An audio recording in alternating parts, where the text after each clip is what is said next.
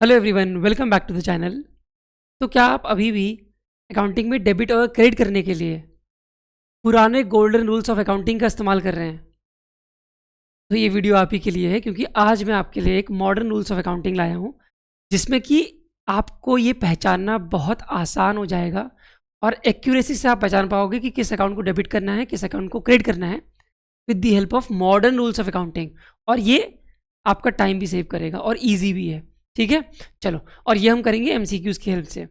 तो आज की वीडियो का नाम है अभ्यास सीरीज में रिकॉर्डिंग ट्रांजैक्शन पार्ट 1। इसकी पार्ट 2 पार्ट 3 भी हम डिस्कस करेंगे। ठीक है, चलो। आगे बढ़ने से पहले मैं आपको बता दूं कि अगर आप पीडीएफ ढूंढ रहे होंगे वीडियो की, तो आपको मिल जाएगी वो टेलीग्राम चैनल पे।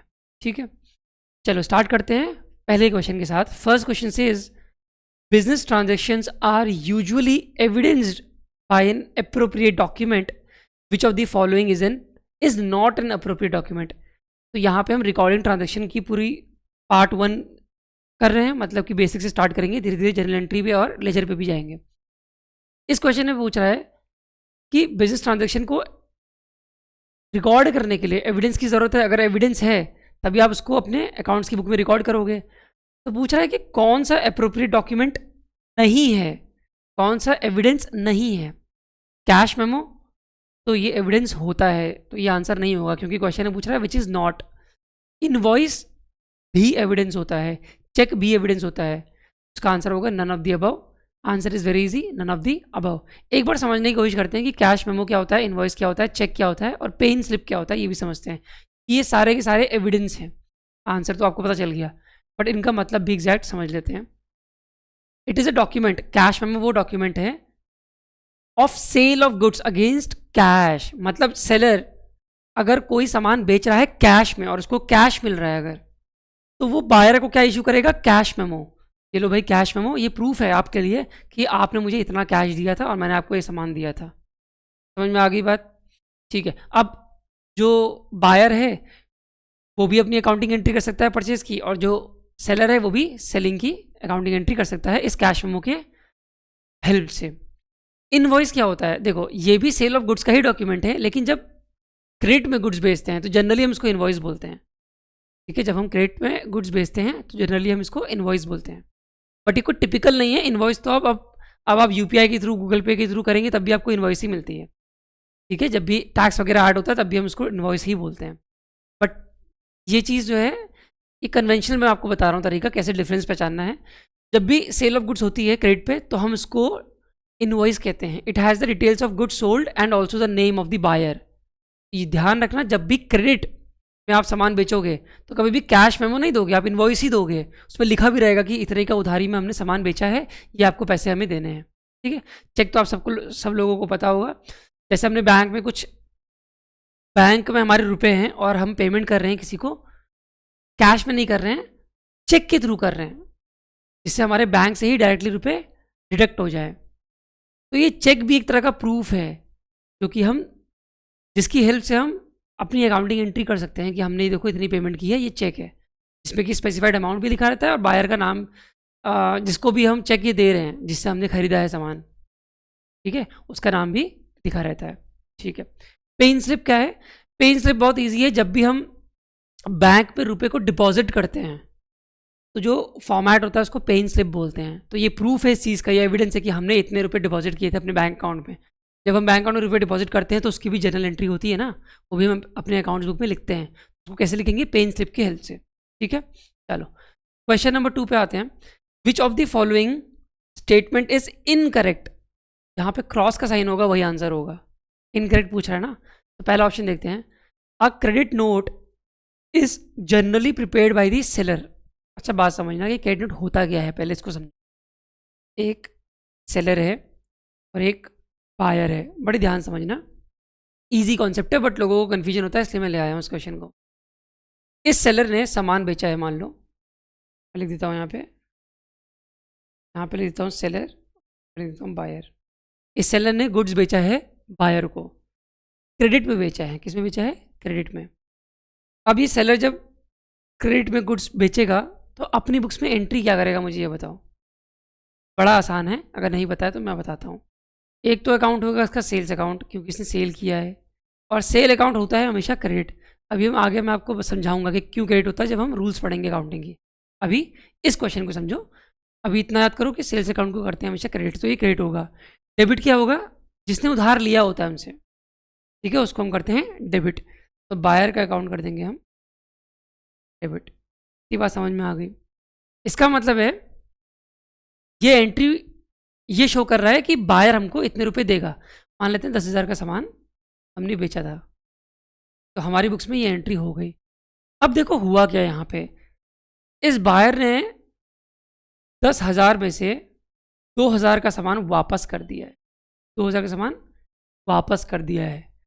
हमारे बुक्स में बायर को हमने डेबिट किया था ना 10,000। इसका मतलब है ये शो कर रहा है कि हमारा एक डेटर है जो कि बायर है, तो ए भी मान सकते हो आप, मिस्टर ए हमारा डेटर है क्योंकि हमने इसको डेबिट किया है। डेटर को हमेशा डेबिट करते हैं, अभी बाद में आप सीखोगे। तो 10,000 रुपये ये हमें वापस करेगा बाद में, लेकिन इसे 2,000 के गुड्स वापस कर दिए हमें। तो क्या अब हमें ये 10,000 वापस करेगा? नहीं करेगा। अब कितने वापस करेगा हमें ये? अब ये कितने रुपए देगा हमको बाद में गुड्स के? सिर्फ 8,000 देगा। लेकिन आपकी बुक्स में तो अभी तक, मतलब सेलर की बुक में, अगर आप और मैं सेलर हैं, हमारी बुक में तो अभी भी बायर का अमाउंट कितना दिखा रहा है? 10,000 दिखा रहा है डेबिट बैलेंस। मतलब वो उधारी है, मतलब वो हमको 10,000 वापस देगा। अभी तक हम यही शो कर रहे हैं, तो इसको सही करना पड़ेगा, इसको 8,000 करना पड़ेगा। तो क्या करोगे? बड़ा ईजी है। जब डेबिट में बैलेंस 10,000 दिखा रहा है, तो इसी बायर के अकाउंट को आप क्रेडिट कर दोगे 2,000 रुपये से, क्योंकि डेबिट का अमाउंट हमें कम करना है ना, 10,000 से 8,000 लाना है। कैंसिल करने के लिए अकाउंट्स में डेबिट को अगर कम करना है तो हम उसका रिवर्स कर देते हैं, क्रेडिट कर देते हैं 2,000। मतलब अब 10,000 में से 2,000 माइनस हो जाएंगे, ठीक है। और अगर पूरे 10,000 क्रेडिट कर दोगे, मतलब अब कोई भी पैसा नहीं बचा, अब वो सारा पैसा हमें वापस कर चुका है। जब हमें वो बचा हुआ 8,000 देगा ना, तो हम 8,000 भी क्रेडिट कर देंगे, डेबिट वाला पूरा कैंसिल हो जाएगा। फिर बात समझ में आ रही है? ठीक है। अब देखो यहाँ पे क्या हो रहा है। यहाँ पे 2,000 हमने क्रेडिट कर दिया। इस क्रेडिट को शो करने के लिए हम लोग उस बायर को बताएंगे कि भैया आपका अकाउंट हमने क्रेडिट कर दिया है 2,000 से। कैसे शो करोगे? आप प्रिपेयर करोगे क्रेडिट नोट। ये क्रेडिट नोट मैं और आप हम लोग देंगे मिस्टर ए को, बायर को। क्या नाम है इसका? Credit note. अच्छा, इसका नाम क्रेडिट नोट ही क्यों है, डेबिट नोट क्यों नहीं है? क्योंकि हम उसको बता रहे हैं कि आपका अकाउंट हमने भैया क्रेडिट कर दिया है 2,000 से, डेबिट थोड़ी किया है। अब तुमने हमें वापस कर दिए 2,000 के गुड्स। मिस्टर ए ने हम लोगों को, हम दोनों को वापस कर दिए, हम लोगों को वापस कर दिए 2,000 के गुड्स। तो हमने बायर का अकाउंट 2,000 से क्रेडिट कर दिया है ना, तो क्रेडिट की इन्फॉर्मेशन देने के लिए हमने क्रेडिट नोट प्रिपेयर किया। तो यस, ये ऑप्शन बिल्कुल सही है। Credit note is generally prepared by the seller. तो ये आंसर नहीं होगा क्योंकि ये करेक्ट स्टेटमेंट है। वो बताना है कि इनकरेक्ट कौन सा है, ठीक है। B option, debit note is generally prepared by the buyer. Same concept है।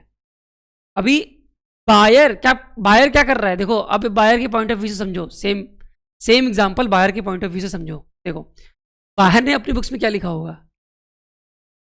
बायर ने इस सेलर को क्रेडिट कर दिया होगा, क्योंकि इस सेलर ने, एस ने उधार दिया है और ए ने उधार लिया था ना ए की बुक्स में।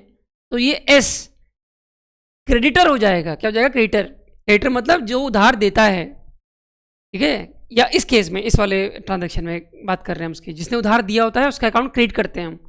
तो ए के लिए तो उधार किसने दिया है भाई? एस ने दिया है। इस सेलर का अकाउंट क्या कर दिया होगा? उसने क्रेडिट। अब जब सामान वापस कर रहा है, ए ने सामान 2,000 का वापस किया, तो ए भी तो इन्फॉर्मेशन देगा कि भैया हमने 2,000 का सामान वापस कर दिया है अपने अकाउंट में। ए बोलेगा मैं अपने अकाउंट में आपके 2,000 रुपये माइनस कर रहा हूँ क्रेडिट से। और क्रेडिट से अगर माइनस करना होता है तो क्या करता है अकाउंटेंट? डेबिट कर देता है। जैसे हमने पहले वाला पढ़ा था वैसे ही सेकंड वाला है, बस यहाँ पे रिवर्स हो जा रहा है केस। तो वही ऑब्वियस सी बात है, जब हम डेबिट की इन्फॉर्मेशन दे रहे हैं सेलर को, तो हम डेबिट नोट प्रिपेयर करेंगे। तो बायर क्या प्रिपेयर कर रहा है? Debit note. बिल्कुल सही है, ठीक है। लेजर ऑन कर देता हूँ मैं, ठीक है। तो बी ऑप्शन भी सही है, तो ये भी आंसर नहीं होगा, ठीक है। मैं इसमें टिक कर देता हूँ आपके लिए ताकि आसानी हो। ये देखो, ये सही है, ये आंसर नहीं है। सी ऑप्शन पे आ जाओ। A voucher showing a transaction that contains multiple debits and credit is called compound voucher। ये भी सही है। कंपाउंड वाउचर क्या होता है आपको याद रखना है, जहाँ पे मल्टीपल डेबिट और मल्टीपल क्रेडिट हो सकते हैं। वैसे जनरली सिंपल अगर ट्रांजेक्शन है, सिंपल जनरल एंट्री है, तो उसमें एक डेबिट और एक क्रेडिट होगा। बट अगर कंपाउंड वाउचर है उसमें 2 से ज़्यादा अकाउंट्स इन्वॉल्व होते हैं। और अगर 2 से ज़्यादा अकाउंट्स इन्वॉल्व हैं, इसका मतलब है एक से ज़्यादा डेबिट हो रहा होगा या एक से ज़्यादा क्रेडिट हो रहा होगा। तो ऑप्शन नंबर सी भी बिल्कुल सही है, तो इसका आंसर होगा option number D, none of the above. Clear है? चलो आगे बढ़ते हैं। Question number 3, which among the following statement is correct. अब आपको करेक्ट बताना है, इनकरेक्ट नहीं, करेक्ट बताना है। जिसमें टिक लगेगा वो आंसर होगा इस बार। An increase in asset is debited and a decrease in asset is credited. ये बिल्कुल सही है, गलत कुछ भी नहीं है, ये बिल्कुल सही है।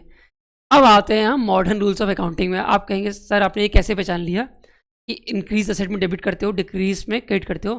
तो यही मॉडर्न रूल्स ऑफ अकाउंटिंग का है। मैं आपको पूरा एक्सप्लेन करूंगा इस क्वेश्चन में, जिससे आपको गोल्डन रूल्स ऑफ अकाउंटिंग की हेल्प नहीं लेनी पड़ेगी डेबिट और क्रेडिट पहचानने में बिल्कुल भी, अगर आप ये रूल समझ गए तो। ठीक है, सारे अकाउंट्स आप डेबिट क्रेडिट कर दोगे यूं चुटकियों में। चलो, ए ऑप्शन इसका बिल्कुल करेक्ट है, इसका मतलब है बाकी इनकरेक्ट होंगे। बट बाकी ऑप्शन पढ़ने से पहले मैं आपको पूरा मॉडर्न रूल्स ऑफ अकाउंटिंग समझा देता हूँ, इससे आप समझ लो कि क्यों बाकी ऑप्शन गलत हैं या सही है। जो भी है वो हम बाद में पढ़ेंगे, पहले मैं आपको समझा देता हूँ पूरे रूल्स। ठीक है, पहला तो ऑप्शन सही है। चलो अब आते हैं रूल्स पे। क्या कहता है मॉडर्न रूल्स ऑफ अकाउंटिंग? देखो, हमारे पास 5 तरह के अकाउंट्स होते हैं, ध्यान रखना है क्या हमें। अब हम डिस्कस करने जा रहे हैं कि कैसे आप पहचानोगे कि किस अकाउंट को डेबिट करना है, किस अकाउंट को क्रेडिट करना है। तो आपको लेने हैं, आपको ये समझना है कि टोटल कितनी तरह के अकाउंट्स होते हैं। 5 तरह के अकाउंट्स होते हैं। ठीक है, asset account, liability account, capital account, expense account और रेवेन्यू अकाउंट। कोई भी अकाउंट है इन 5 में वो क्लासीफाई हो जाएगा। अब समझो बात को, कोई भी असेट अकाउंट अगर है, अगर वो इंक्रीज करता है, मैं लेजर ऑन करता हूं, अगर वो इंक्रीज करता है तो उस असेट अकाउंट को हम डेबिट करेंगे। याद रखना है, एग्जांपल दूं, कैश अकाउंट। कैश आपके पास आया, कैश किस तरह का अकाउंट है? असेट अकाउंट है। असेट तो पता है ना आपको, रिसोर्सेज, ऐसे रिसोर्सेज जिससे आपको मॉनेटरी बेनिफिट बाद में मिलेगा या अभी मिल गया है। कैश में तो अभी आ गया हमारे पास कैश, तो कैश असेट है। कैश अगर बढ़ रहा है, मतलब प्लस में हो रहा है, इंक्रीज हो रहा है, तो इस कैश अकाउंट को हम डेबिट करते हैं। और कैश अगर जा रहा है, डिक्रीज कर रहे हो, किसी को पेमेंट कर रहे हो, इस असेट अकाउंट को डिक्रीज करने पे हम क्रेडिट करते हैं। तो कोई भी असेट अकाउंट है, अगर वो बढ़ रहा होगा मतलब प्लस में, अगर प्लस हो रहा होगा, इंक्रीज हो रहा होगा तो डेबिट कर दोगे, डिक्रीज हो रहा होगा तो क्रेडिट कर दोगे। सिंपल है, ईजी। अब देखो, एक याद कर लिया, बाकी ऑटोमेटिक याद हो जाएंगे। बाकी लायबिलिटी और कैपिटल ऑटोमेटिक याद हो जाएगा। देखो, असेट का बिल्कुल रिवर्स है लायबिलिटी। असेट बढ़ने पे डेबिट करते हो ना, तो लायबिलिटी रिवर्स होती है इसकी। अच्छा, क्यों होती है रिवर्स? जानते हो उसका लॉजिक? जानते हो? अगर आप थोड़ा बहुत पढ़ा होगा तो मैं बता देता हूँ। अकाउंटिंग इक्वेशन होती है asset is equal to liability plus capital. Mathematics अगर आपको आती होगी, देखो यहाँ पे LHS में असेट है और RHS में लायबिलिटी है और कैपिटल है, इसका मतलब दोनों रिवर्स काम करेंगे। एक अगर बढ़ने पे डेबिट हो रहा है तो दूसरा बढ़ने पे क्रेडिट हो रहा होगा। ठीक है, ये अकाउंटिंग इक्वेशन है। वापस से आते हैं, तो लायबिलिटी अगर बढ़ेगी, असेट बढ़ने पे डेबिट होता था तो लायबिलिटी बढ़ने पे क्रेडिट देखो हो रहा है। और इसी तरह से अगर लायबिलिटी डिक्रीज होगी तो डेबिट हो जाएगा। एग्जाम्पल दूं, बैंक लोन आपने लिया, बैंक लोन आपने लिया बैंक से, आप और मैं बिजनेस कर रहे हैं, हमने बैंक लोन लिया, तो बैंक लोन हमारे अकाउंट में क्या होगा? जनरल एंट्री करते टाइम पे डेबिट होगा, क्रेडिट होगा? क्रेडिट होगा। क्यों? क्योंकि बैंक लोन है लायबिलिटी और बैंक लोन बढ़ रहा है।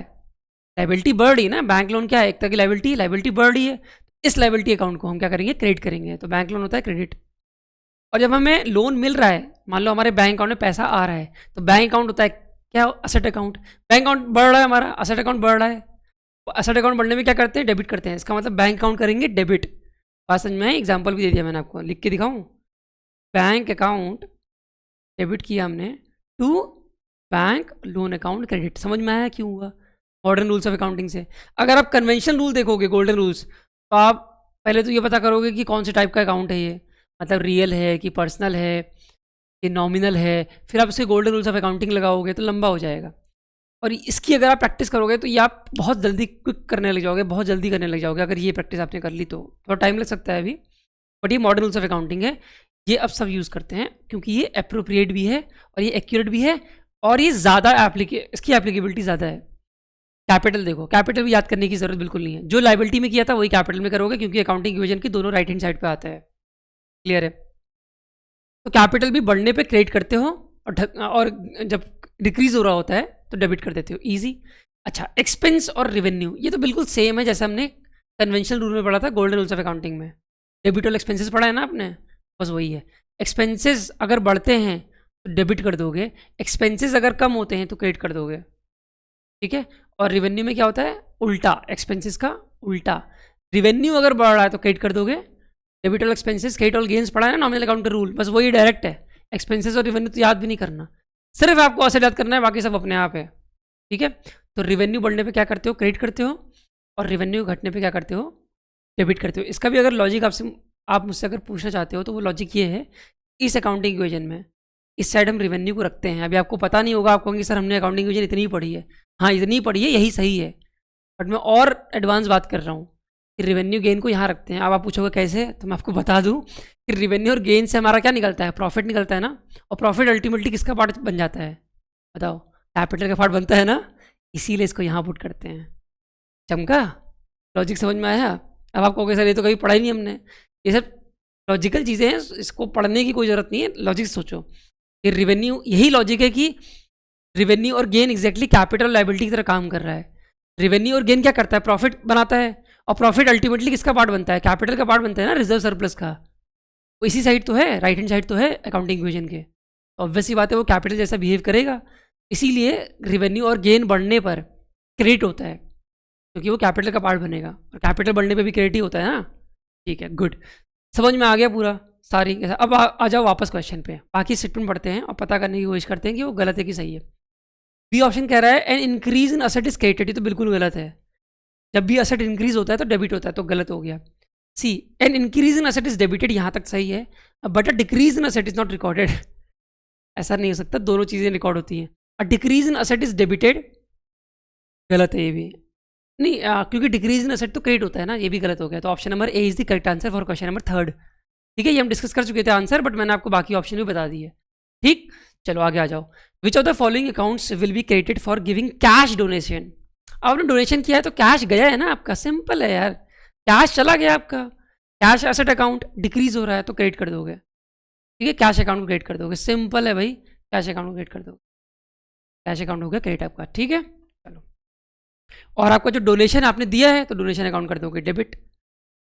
ठीक है, अच्छा, अगर आप मुझसे पूछोगे कि सर डोनेशन अकाउंट डेबिट ही क्यों किया है, बड़ा इजी है, देखो वापस से रूल से आ जाओ, वापस में रूल से आ जाओ। एक्सपेंसेस में क्या, डोनेशन एक तरह का एक्सपेंस मान लो ना अपना, इंक्रीज होता है तो डेबिट करते हो ना, तो डोनेशन को कर दिया भाई डेबिट, क्योंकि डोनेशन एक तरह का एक्सपेंस है ना, हमारा जा रहा है पैसा, एक्सपेंस हो गया सीधे सीधे, एक तरह का एक्सपेंस है, एग्जैक्ट एक्सपेंस नहीं है बट एक तरह का है, तो डोनेशन को हमने कर दिया भाई डेबिट। ठीक, समझ में आ गई बात। चलो, question number 5, which of the following is correct, आपको करेक्ट बताना है, तो जहाँ पे टिक लगेगा वो आंसर होगा। A compound general entry involves more than 2 accounts, बिल्कुल सही है, शायद हम बात भी कर चुके हैं कि कंपाउंड एंट्री में 2 से ज़्यादा अकाउंट होते हैं। Compound entry only involves 2 account, ये तो गलत हो जाएगा। C, every journal entry is an entry in which only 2 accounts are affected, no, journal entry simple भी होती है, कंपाउंड भी होती है, कंपाउंड या कॉम्प्लेक्स में 2 से ज़्यादा अकाउंट्स इंपैक्ट करते हैं, तो ये भी गलत है।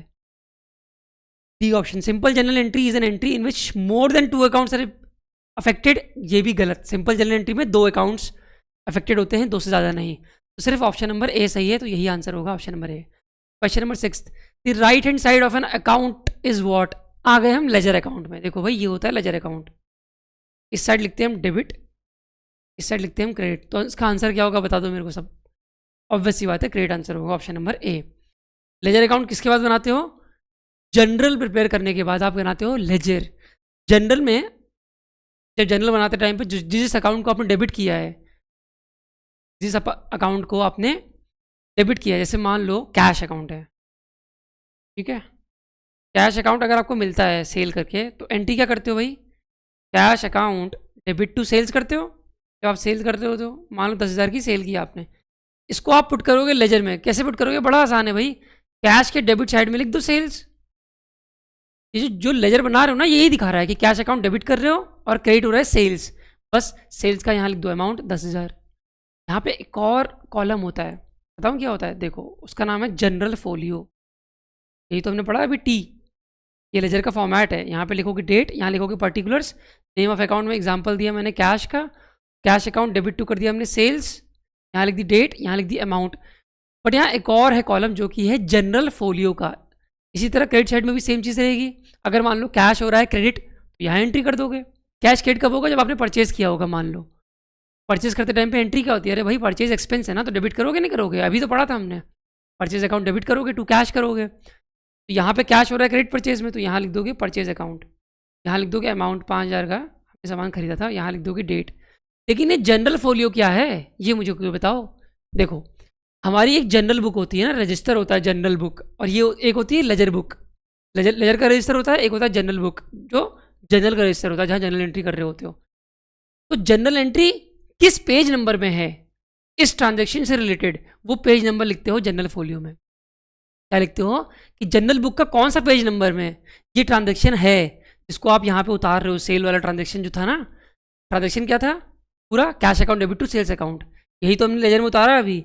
ये ट्रांजेक्शन आपने जनरल की बुक में किस पेज नंबर पे लिखा है, उस पेज नंबर को आप यहाँ जनरल फोलियो में लिख दोगे। बात समझ में आई? पूरा फॉर्मेट समझ में आ गया? गुड। नेक्स्ट क्वेश्चन पे आ जाओ। देखो यही क्वेश्चन है ही है, ledger folio column of general. Question थोड़ा डिफरेंट है, यहाँ पे जनरल में बात कर रहा है। हमने फॉर्मेट देखा अभी किसका? लेजर का। लेजर के फॉर्मेट में एक कॉलम था जनरल फोलियो का। इसी तरह से तो जनरल का फॉर्मेट होगा। जनरल का फॉर्मेट तो बड़ा इजी है, आपको पता होगा। यहाँ पे अकाउंट होता है, यहाँ डेट होती है, डेट अकाउंट, एक और कॉलम होता है, फिर अमाउंट होता है डेबिट और क्रेडिट वाला। लेकिन ये जो एक्स्ट्रा कॉलम है ये होता है कॉलम लेजर फोलियो का। मतलब ये ट्रांजैक्शन लेजर की बुक में किस पेज नंबर पे लिखोगे या किस पेज नंबर पे लिखा है उसको यहाँ नोट करते हो, वो पेज नंबर को। मतलब जनरल वाली बुक में लेजर के पेज नंबर, लेजर बुक के पेज नंबर का रेफरेंस दोगे। लेजर बुक में जनरल बुक के पेज नंबर का रेफरेंस दोगे। यहाँ पे लेजर फोलियो कॉलम की ही बात कर रहा है जो हम जनरल बुक में यूज़ करते हैं। तो वो क्या बताता है कि जनरल की लेजर बुक में किस पेज नंबर पे ये एंट्री है। लेजर बुक का पेज नंबर बताता है। तो आंसर चेक करते हैं। रिकॉर्ड द डेट, नहीं डेट रिकॉर्ड नहीं करता है। Record the name of ledger account, नहीं, पेज नंबर रिकॉर्ड होता है इसमें। Record the number of amounts, नहीं। Record the page number of the ledger account, कहाँ पे एंट्री की है, कौन सी पेज नंबर पे ये ट्रांजेक्शन एंटर कर रहे हो लेजर की बुक में, वो दिखाता है। तो option number D is going to be the correct answer. ठीक है, देखो ये फॉर्मेट है, इतनी मेहनत की बनाने में मैंने, बट ये फॉर्मेट दे रखा है ऑलरेडी। यही फॉर्मेट हमने पढ़ा था अभी। डेट है, पर्टिकुलर्स है, लेजर फोलियो है, अमाउंट है, फिर अमाउंट है। अमाउंट दो बार क्यों है? क्योंकि एक बार डेबिट का अमाउंट है, एक बार क्रेडिट का अमाउंट है। नेक्स्ट क्वेश्चन पे आते हैं। Which of the following is और are true regarding the rules of debit and credit. सारे रूल्स पढ़ लियो ना अभी। अब मुझे बताओ कौन सा सही है इनमें से। Increase in asset is debited, बिल्कुल सही है। Decrease in asset is credited, absolutely correct, बिल्कुल सही जवाब b option. Increase in liability is credited, बिल्कुल सही है क्योंकि असेट का उल्टा होता है। Decrease in liability is debited, बिल्कुल सही है। Increase in expenses and losses is debited और बोल रहा है डिक्रीज इन एक्सपेंसेस और लॉसेस, ये भी बिल्कुल सही है। जानते हो क्यों सही है? क्योंकि याद करो गेन और रेवेन्यू वाला लाइबिलिटी की तरह काम करता है। मतलब एक्सपेंसेस लाइबिलिटी का उल्टा होगा, एक्सपेंसेस लाइबिलिटी का उल्टा होगा। तो लाइबिलिटी इंक्रीज करने पे क्रेडिट हो रहा था, तो एक्सपेंस इंक्रीज करने पे क्या होगा भाई? डेबिट ही तो करेगा। तो बिल्कुल सही है। तो इसका आंसर होगा ऑल ऑफ दी अबव। तीनों की तीनों ऑप्शन बिल्कुल सही हैं। अभी हमने पढ़ी है ये बात। डी नहीं, ये नहीं, डी होगा। ठीक है, option number D, all of the above. ठीक, चलो ये रूल्स हैं, हम पढ़ चुके हैं, तो मैं दोबारा नहीं पढ़ रहा हूँ उसको आपके लिए। ठीक है, next question. Which of the following is incorrectly matched. अब देखो, भले आपको मॉडर्न रूल्स ऑफ अकाउंटिंग आ गए हैं, लेकिन आपको जो अकाउंट्स होते हैं उनको उनके टाइप्स में बांटना भी आना चाहिए। मतलब रियल अकाउंट, पर्सनल अकाउंट और नॉमिनल अकाउंट। रियल अकाउंट क्या होते हैं? सारे के सारे असेट अकाउंट रियल अकाउंट होते हैं, चाहे वो टेंजिबल हो चाहे वो इंटेंजिबल हो। ठीक है, उसकी जो हमारा क्या था, हाँ, रियल अकाउंट हो गया और नॉमिनल अकाउंट हो गया, पर्सनल अकाउंट हो गया। रियल अकाउंट मैंने आपको बता दिया। पर्सनल अकाउंट, देखो पर्सनल अकाउंट तो बड़ा ईजी है। राम का अकाउंट, श्याम का अकाउंट, प्राइवेट कंपनी का अकाउंट, ये सब क्या है? ये सब पर्सनल अकाउंट है। अब आप कहोगे सर ये प्राइवेट कंपनी पर्सन तो है नहीं, है, आर्टिफिशियल पर्सन है, इसलिए इसको पर्सनल अकाउंट बोलते हैं। बचा नॉमिनल अकाउंट। नॉमिनल अकाउंट तो बड़ा ईजी है, जो कहीं ना आया वो नॉमिनल अकाउंट में। ज़्यादातर एक्सपेंसेस और इनकम नॉमिनल अकाउंट में होते हैं। समझ में आ गई बात? अब आपको क्वेश्चन करना है, मुझसे पहले आंसर देना है आपको। ट्रेडमार्क तो भाई आपका असेट है सीधे सीधे, तो असेट अकाउंट होता है रियल अकाउंट। और ट्रेडमार्क कैसा है, इंटेंजिबल एसेट है, तो इंटेंजिबल रियल अकाउंट हो गया। Wages prepaid account, very important. अब आप कहोगे सर वेजेस तो हैं भाई एक्सपेंसेस होते हैं नॉमिनल अकाउंट, तो इसका आंसर होना है नॉमिनल अकाउंट। बिल्कुल गलत जवाब, नॉमिनल अकाउंट नहीं होता है ये।